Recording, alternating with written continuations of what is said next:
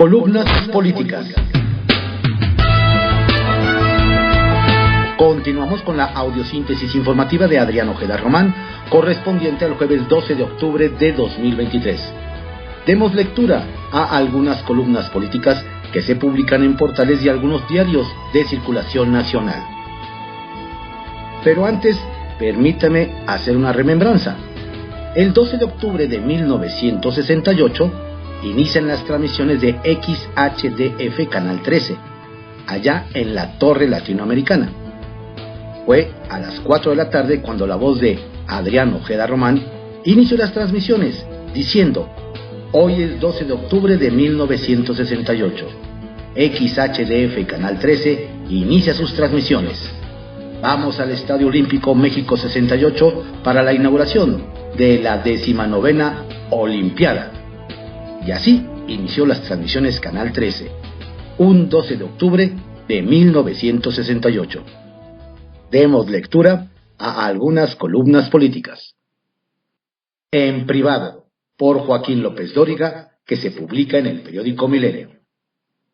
AMLO y Cienfuegos, del juicio sumario al reconocimiento.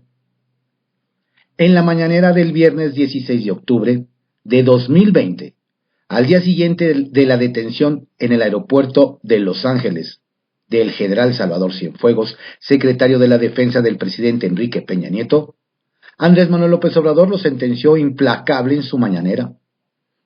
Es un hecho muy lamentable el que un exsecretario de la Defensa sea detenido, acusado por vínculos con el narcotráfico. Estamos ante una situación inédita porque está detenido por la misma acusación el que fue secretario de Seguridad Pública de Felipe Calderón, y ahora detienen al secretario de la Defensa durante el gobierno de Enrique Peña Nieto. Esto es muestra inequívoca de la descomposición del régimen, de cómo se fue degradando la función pública durante el periodo neoliberal. Yo siempre dije que no era solo una crisis, que era una decadencia, lo que se padecía, un proceso de degradación progresivo, y estamos ahora constatando la profundidad de esta descomposición que se fue gestando de tiempo atrás. ¿Y amenazó? Quiero decir que todos los que resulten involucrados en este asunto del general Cienfuegos, que estén actuando en el gobierno, en la Secretaría de la Defensa, van a ser suspendidos, retirados y, si es el caso, puestos a disposición de las autoridades competentes. No vamos nosotros a encubrir a nadie. Las Fuerzas Armadas son instituciones tan fuertes que ni estos asuntos tan lamentables como es el involucramiento de un secretario de la Defensa en casos de narcotráfico la debilitan. Ayer, 3 años después de sentenciarlo en la sede fundacional del heroico Colegio Militar, en Proteo, Veracruz, en el marco de los 200 años de su fundación, condecoró y estrechó la mano efusivamente a aquel general Cienfuegos al que dio por culpable, lo que luego atenuó por la intervención del general Luis Crescencio Sandoval y lo llevó a ordenar a la Secretaría de Relaciones Exteriores que operara para traer exculpado al mismo que había condenado en su patíbulo mañanero y ayer reconoció. Retales. 1. Supremo. Con Cienfuegos condecoró y reconoció al general Enrique Cervantes, secretario de la Defensa con Ernesto Zedillo, pero no al general Guillermo Galván, por haber ocupado ese cargo en el gobierno de Felipe Calderón. 2. Cargada.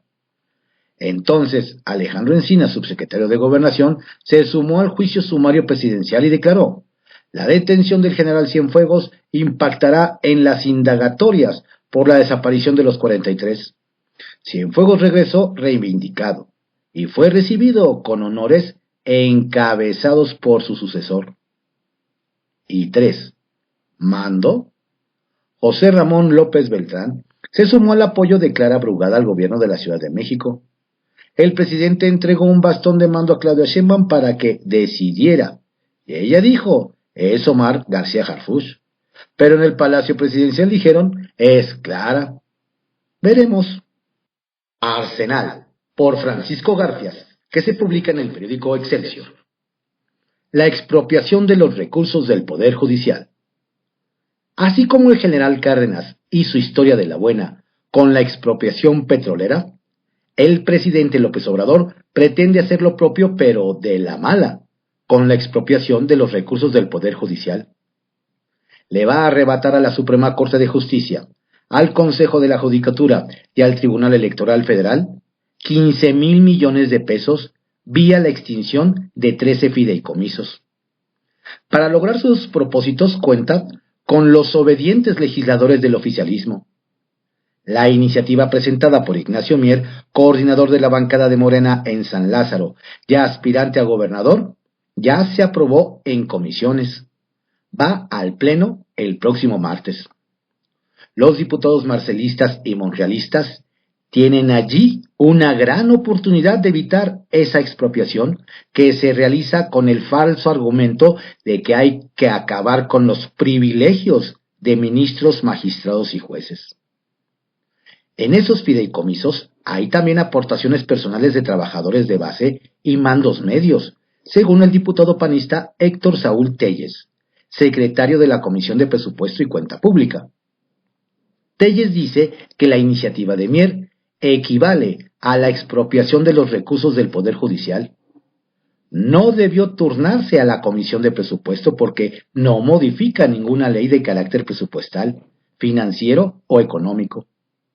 Solo cambia la ley orgánica del Poder Judicial y la ley reglamentaria del artículo 123 constitucional en su apartado B. Se debió haber turnado a la Comisión de Justicia, porque reforma la ley orgánica del Poder Judicial, y a la Comisión de Trabajo, porque modifica prerrogativas y derechos laborales de trabajadores del Poder Judicial. Nosotros, adelantó, vamos a utilizar este argumento en la acción de inconstitucionalidad que vamos a presentar ante la Suprema Corte de Justicia de la Nación. Adelante el diputado del PAN. El analista Mario Di Constanzo, especialista en estos temas, se echó un clavado en los fideicomisos para ver de qué se trata. Su conclusión la subió a la red X. Al menos 5 de los 13 fideicomisos son para todos los trabajadores y no incluye a ministros. Se refieren a prestaciones laborales para las que ellos han aportado dinero. Es como si el gobierno les robara sus afores. Telles nos completó el cuadro. Los fideicomisos prevén acciones complementarias con carácter de pensiones, de derechos laborales y servicios médicos. Otros fideicomisos tienen la característica de prever recursos para la estructura y el mantenimiento de propiedades del Poder Judicial de la Federación, no de los ministros, ni de magistrados ni de jueces.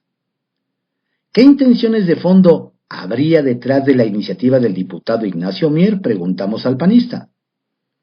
Materializar la frustración, el odio, la venganza del presidente hacia el Poder Judicial, porque no ha logrado que vaya en el mismo sentido que pregona la 4T. Es decir, es un poder que brinda equilibrio y no se ha sometido al Poder Ejecutivo. Pero hay más. El gobierno está desesperado. Se han acabado todos los recursos de estabilización, todos los recursos de los fideicomisos que extinguió, los recursos del Fondo Petrolero, los que había en materia de gastos catastróficos por enfermedades.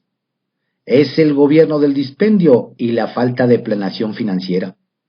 El presidente está desesperado por acarrear recursos de donde pueda, consideró. El notario Ignacio Morales Lechuga, ex procurador general de la República, coincide en que la extinción de los fideicomisos es una venganza. El mensaje es claro. Todo aquel que no se incline ante el presidente será sometido, puntualizó en la red X.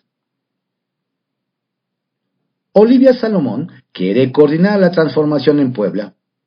Su perfil no encaja con los llamados chairos.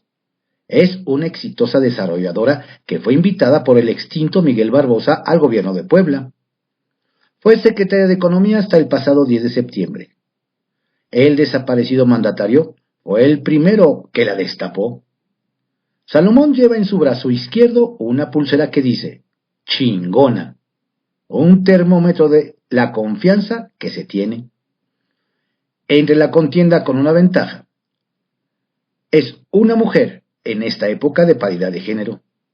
Entre los 4 perfiles elegidos por el Comité Estatal de Morena, solo hay otra aspirante, Lizeth Sánchez. Si le toca a una mujer, sus posibilidades son altas. Los hombres son Julio Huerta e Ignacio Mier. Alejandro Armenta, puntero en la encuesta, entraría en la contienda por el Comité Nacional de Morena.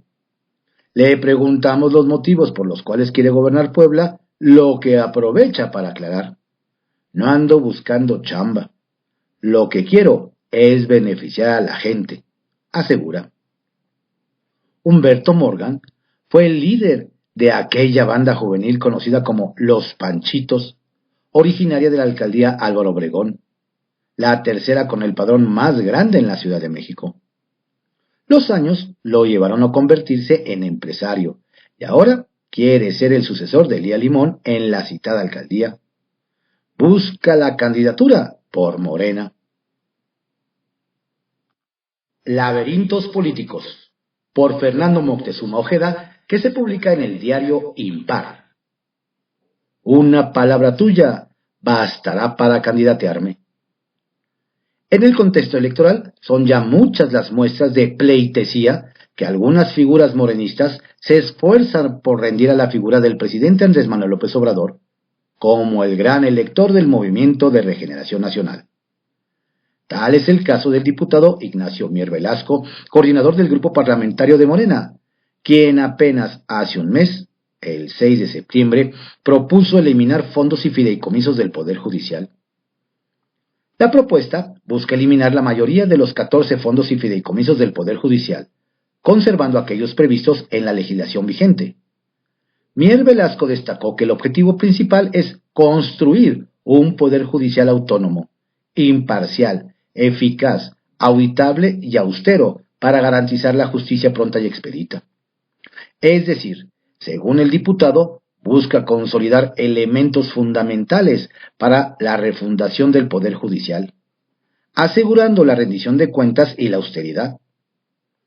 Aborda la extinción de fideicomisos, particularmente aquellos que resguardan más de 20,000 millones de pesos para el pago de pensiones y prestaciones laborales.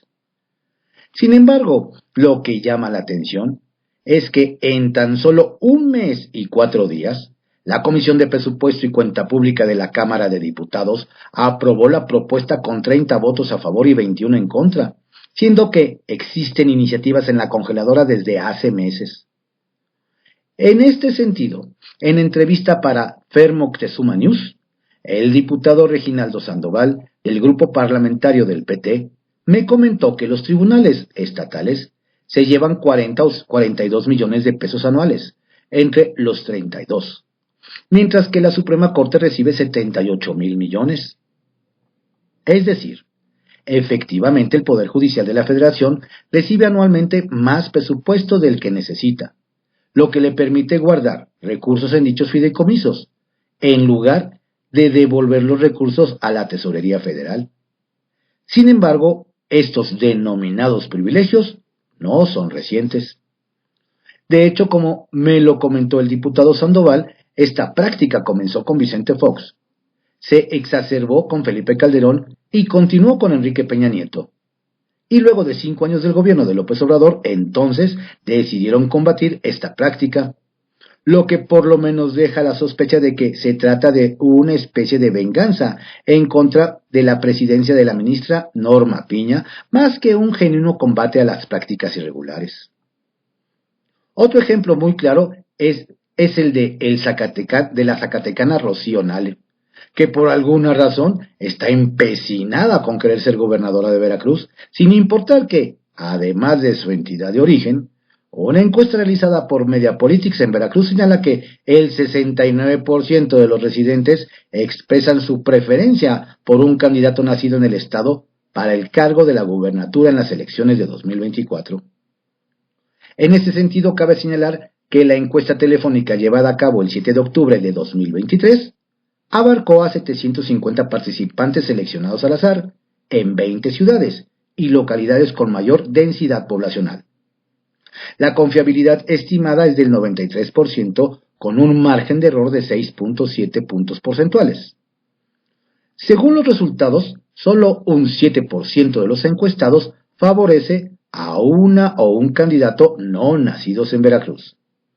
Además, el 11% considera que el lugar de nacimiento no es relevante en la elección, mientras que un 13% no proporcionó respuesta o declaró no saber. Los datos recopilados sugieren una clara inclinación de los veracruzanos hacia la idea que el próximo líder del Estado debe ser originario de Veracruz. Sin embargo, parece que esto poco o nada interesa a Nale, mientras quede bien con el presidente. Otro caso podría ser el de García Harfuch para la Ciudad de México, que sin importar sus nexos con Genaro García Luna e implicaciones con el caso Ayotzinapa, reconocidas desde Bucareli, o incluso los terribles datos de incidencia delictiva que dejó en la capital como exsecretario de Seguridad, parece que basta con tener la bendición de Palacio Nacional para lavar los pecados y seguir adelante. En general, vemos cómo, al menos estos 3 ejemplos, creen que basta con besarle la mano al presidente para aspirar a las candidaturas que buscan. En estos laberintos políticos, la gran mayoría de las veces, el mapa está trucado. Hay que tener cuidado.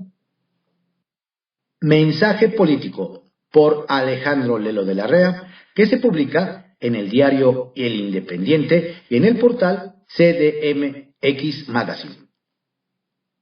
Gatell indolente y vil simulador. Hugo López-Gatell, mejor conocido como el Doctor Muerte, no cambia ni ahora que dizque busca ser candidato de Morena a la jefatura de gobierno de la Ciudad de México. Es un vil simulador. Así como aparentó hacerse cargo de las acciones del Estado mexicano para enfrentar la pandemia por COVID-19, ahora también finge que anda en campaña. En casi 2 semanas que lleva de proselitismo, los aspirantes de Morena, López-Gatell es pura simulación. Ha difundido algunos videos en sus redes sociales y concedido varias entrevistas en medios de comunicación, en las cuales ha exhibido nuevamente su miseria humana, pues hasta humor negro sigue haciendo sin reparar en que en México fallecieron más de 800 personas por COVID-19, según la mortalidad excedente que reportó el INEGI como consecuencia de la pandemia. El martes fue la primera supuesta asamblea informativa que reportó Gatell, y se trató de un burdo montaje bastante más chafa que sus conferencias de prensa durante la pandemia, en que lo único que buscaba era justificar errores y malas decisiones del gobierno federal. Los datos duros no dejan mentir sobre su fracaso. México terminó como uno de los 5 peores países del mundo e índice de la letalidad, pues fallecieron 8 de cada 100 personas que contrajeron el virus, el doble del promedio mundial que fue 4. Esa asamblea informativa fue una farsa. Gatell difundió un tuit en su cuenta X en la que pretende hacer creer que convocó a multitudes. Gracias a las mujeres de organizaciones vecinales, trabajadoras comunitarias, buscadoras, gestoras culturales, investigadoras, defensoras de derechos humanos, comunicadoras, representantes de la comunidad artística y académica, que hoy me expresaron ideas, demandas legítimas, necesidades y preocupaciones. Escucharlas y dialogar con las mujeres es mi prioridad. Su presencia en todos los espacios de la vida pública se necesita para #humanizar la ciudad. La fotografía que él mismo posteó desnuda su falsedad. No hay más de 25 personas en la imagen, reunidas en un pequeño patio. No están las multitudes que uno imaginaría al leer su tuit. En una de las entrevistas que concedió Gatell en estos días, fue despreciable su humor negro cuando el periodista José Cárdenas le dijo que evidentemente los deudos de las 40,000 o 50,000 personas que murieron por COVID-19 en la Ciudad de México no votarían por él. Por supuesto que no van a votar por mí porque están muertos, respondió, como burlándose de que la pregunta hubiera estado mal planteada. Ahí, otra vez su miseria humana al desnudo. Gatell también exhibió su falta de límites en impudor y cinismo cuando aseveró que por cada persona enojada con él por su mal desempeño durante la pandemia hay hasta 500 agradecidas. Tantita humildad que pudiera mostrar Gatell sería sin duda agradecida por los deudos de los más de 800,000 personas que fallecieron por COVID-19. Y ya, si no quiere tener empatía con la gente, por lo menos que actúe para su propia conveniencia, porque mostrar cierto arrepentimiento le serviría para disminuir el enojo social en su contra. Porque el fuero que seguramente tendrá con una diputación federal podría no ser suficiente. No hay que olvidar que, como lo ha evidenciado el ex procurador general de la República y abogado Javier Coello Trejo Gatell, enfrenta 8 denuncias penales por homicidio, por omisión, por su mal manejo de la pandemia por COVID-19. Y puede multiplicarse. Lo veremos.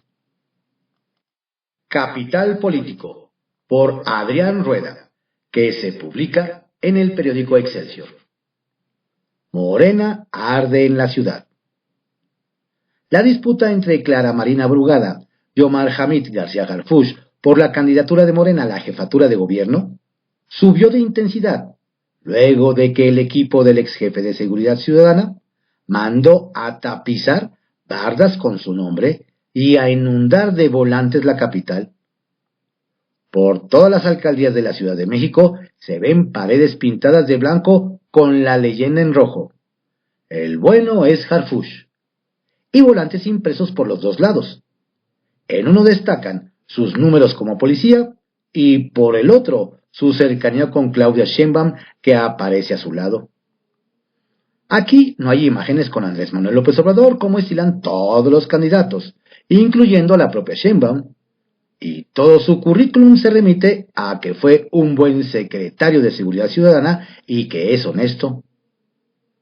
Del bando contrario, Clara Marina aprieta su estrategia para hacerse pasar como una candidata que hace clic con la clase media, y difundió un desplegado firmado por varios artistas y personajes cercanos al presidente, quienes le manifiestan su apoyo. La batalla no será fácil para ninguno de los aspirantes. Si por un lado Omar Hamid tiene el apoyo de la corcholata presidencial, por el otro tiene de enemigos a los históricos del partido que abiertamente están con Brugada. En un par de semanas, Morena estará levantando la encuesta madre para definir la candidatura para 2024. Y ahí es donde se dirimirán las diferencias.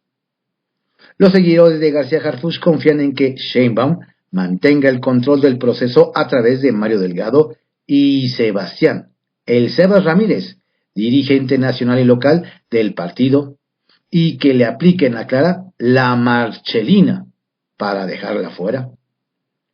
El fraude contra Marcelo Ebrard no se realizó a través de las casas encuestadoras, sino que semanas antes el equipo de Sheinbaum sabía con exactitud qué secciones distritales iban a ser encuestadas y se adelantó a la promoción de la ex jefa de gobierno. Si los claudistas confían en que podrán repetir el truco sin problema, deberían considerar que del otro lado no están mancos, y que si Delgado apoya la propuesta de que sea Omar Hamid, Citlali Hernández, la secretaria general de Morena, está con todo a favor de Clara. Por supuesto que la opinión de Claudia debe pesar, y mucho, pero ya se vio que los puros o radicales no le tienen miedo, y que no se van a doblegar tan fácil. Y con los órganos internos del partido están tomados por los históricos. El desgreñe va a estar de película. La flama sube y la lumbre les empieza a llegar a los aparejos. centavitos. A un día de que el Consejo Judicial Ciudadano decida si propone al Congreso de la Ciudad de México que Ernestina Godoy sea reelegida por otros 4 años como fiscal capitalina, Xóchitl Gálvez le metió un puyazo a los diputados de oposición, que empezaban a flaquear ante los coqueteos de Ernestina. Resulta que Xóchitl pidió a los diputados de los partidos que integran la Alianza por la Ciudad que no ratifiquen a Godoy y que habrá lupa para cada legislador el día de la votación. La hidalguense ya les echó el reflector encima, pero a lo mejor PAN, PRI y PRD, que hoy sacarán su convocatoria para aspirantes a cargos populares, deberían de advertir a sus diputados que quien apoya a los morenistas, ya sea con su voto o con su ausencia, quedará fuera de toda candidatura de la alianza en 2024. Historias de reportero, por Carlos López de Mola, que se publica en el periódico El Universal. Xóchitl toma medidas para salir del estancamiento. Xóchitl Gálvez sabe que su campaña presidencial está estancada. No parece preocuparle. Tampoco al grupo de mayor confianza que la asesora y diseña la estrategia. Tienen una explicación. La candidata no ha tenido tiempo de pensar. La aspiración presidencial la tomó por sorpresa. Fue casi una reacción de bote pronto que terminó teniendo éxito. Pero una vez que tuvo la candidatura en la bolsa y fue ungida en el Ángel de la Independencia, las reacciones de bote pronto siguieron siendo la norma en su campaña. Desorganizados, sin coordinación en el mensaje entre la candidata, los partidos y sus principales figuras. Muy mala señal que el coordinador de la campaña, Santiago Krill, se haya ido de vacaciones, aun cuando ha argumentado que se conectó todos los días por Zoom y que estaba ausente pero presente. No fue poco logro que Xóchitl y los suyos consiguieran tomar el timón del barco opositor. No fue poco logro que un barco que todo mundo veía hundiéndose haya sido puesto a flote. Pero el barco sigue sin ruta de navegación. Entre el equipo cercano a Xóchitl Gálvez explican que la campaña se estancó porque la senadora panista no había tenido tiempo para sentarse con su equipo, diseñar planes, estrategias, propuestas y relanzar la campaña con otro tono. Hacerla de ingeniera, pues ingeniera de la campaña. Ya aseguran que eso sucedió este fin de semana en una encerrona. El equipo compacto de la futura candidata presidencial opositora tuvo un encuentro largo para buscar salir del estancamiento. Cuentan que de esa junta salieron estrategia, mensaje, organigrama, renovación en el equipo, la integración de un coordinador operativo de la campaña que se mueva a nivel de cancha y completamente los amarres políticos y partidistas que pueda hacer Krill en calidad de coordinador de campaña.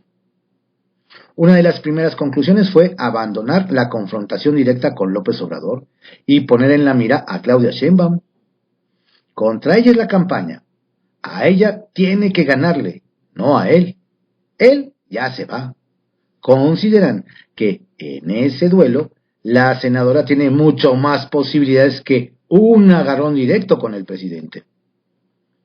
En el cuarto de guerra de Claudia Sheinbaum quieren justo lo contrario, que en el imaginario colectivo la contienda sea Xóchitl contra AMLO. Volver la sucesión presidencial una especie de referéndum sobre la gestión de López Obrador, porque en el cara a cara Claudia contra Xóchitl se sienten mucho más vulnerables. Por ello han intentado que la ex jefa de gobierno de la Ciudad de México pase casi desapercibida. Su poco atractivo en el templete abona a esta dirección. Y que los espacios los ocupe el presidente AMLO como si el candidato fuera él. Tiene todo el sentido del mundo. Las encuestas, en mayor o menor medida, marcan una ventaja cómoda a favor de Sheinbaum, que ella tiene que estar conectada en administrar, no en perder. El reto lo tienen en la esquina de Xóchitl. Veremos si lo logran. Teléfono rojo, por José Ureña, que se publica en el periódico 24 Horas. Orden mayor. Cero negociación con Ebrard y del presupuesto. La orden es general y lo saben muchos. Ignacio Mier en la Cámara de Diputados, Eduardo Ramírez en el Senado de la República, Mario Delgado en el Partido de Estado, y Luisa María Alcalde, si alguien llega a gobernación, a ver si encuentra respaldo, promesas de pago por lealtad o busca sacudirse la marca. ¿Pero cuál es la instrucción? Nada de negociaciones. Y a los buenos entendedores del carácter de Andrés Manuel López Obrador, les queda claro, no habrá cesiones hacia quienes reten al Supremo y muestren indisciplinas. No hace falta describirlos ni por qué. En persona, el blanco natural es Marcelo Ebrard Casaubon, quien en 2011 era el carnal Marcelo, y en noviembre se hizo a un lado para dejar la candidatura a su gran amigo. Quedó sobreentendido entonces, en caso de victoria, y las tendencias favorecerán el entonces periodista, el futuro beneficiario sería precisamente el propio Marcelo. Como en el 2006, cuando heredó la capital a despecho del cese de Vicente Fox como jefe policíaco, tras las muertes de agentes federales en San Juan Ixtayopan-Tláhuac, ante la espantada vista de la nación. Diputados leales. Pero hay objetivos mayores. En el Senado vienen nombramientos y responsabilidad de Eduardo Ramírez garantizar los votos suficientes para integrar órganos autónomos, salvo el INAI, según declaró. Muy caros al empeño presidencial es la aprobación de ingresos y egresos para 2024 sin cambiar ni una coma, como ha repetido varias veces Ignacio Mier, quien con esa servidumbre pretende llegar al gobierno de Puebla. En San Lázaro es donde se vislumbran algunas indisciplinas porque los aliados de Marcelo Ebrard se han comprometido a pugnar por un gasto y una política más democrática. Quieren 50,000 millones para salud, agua, infraestructura, seguridad y educación, entre otros sectores prioritarios. Pero, un dato, esos recursos irían a sus distritos o estados a fin de pugnar por la reelección, aunque los administre la federación. Vienen días decisivos porque sostienen son entre 30 y 40 diputados leales a Ebrard, suficientes para reorientar el gasto si se funden con panistas, priistas, periodistas y emesistas. Xóchitl en escena. 1. A convocatoria del Frente Cívico Nacional, el sábado a mediodía en el Gran Fórum, Xóchitl Gálvez firmará un convenio con al menos 30 organizaciones. Se agregarán a otros 30 estamentos con Unidos para organizar el soporte social de la campaña opositora, con representación colectiva en las 32 entidades. Los temas centrales: gobiernos de coalición, causas de la población en general, acciones específicas de campaña y promoción nacional, en especial donde no se le conoce. Ahí se presentará su biografía y otro dato. Xóchitl ha tenido contratiempos porque no es fácil conciliar entre tantos personajes, partidos, intereses, colados en busca de cargos y demás. El Frente Cívico Nacional, por su parte, ha tenido puentes hacia MC, su dirigente Dante Delgado, y Marcelo Ebrard, en este relanzamiento de Gálvez. Y 2. No que no. El puntero morenista en Puebla, Alejandro Armenta, fue incorporado a las encuestas por la dirección nacional de su partido, y ahora sí, a abrir el proceso. Si es hombre, él lleva amplia ventaja a Ignacio Mier, mientras Olivia Salomón hace sus esfuerzos en caso de postular a mujer.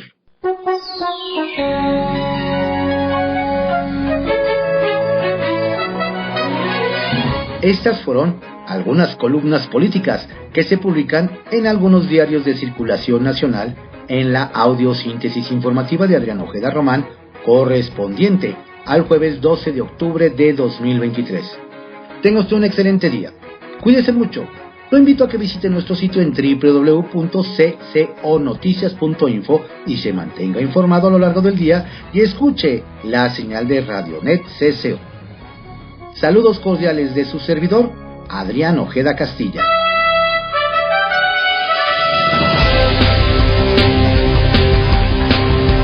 La audiosíntesis informativa fue creada por Adrián Ojeda Román en 1971 y actualmente es producida por Corporación Comunicativa Ojeda.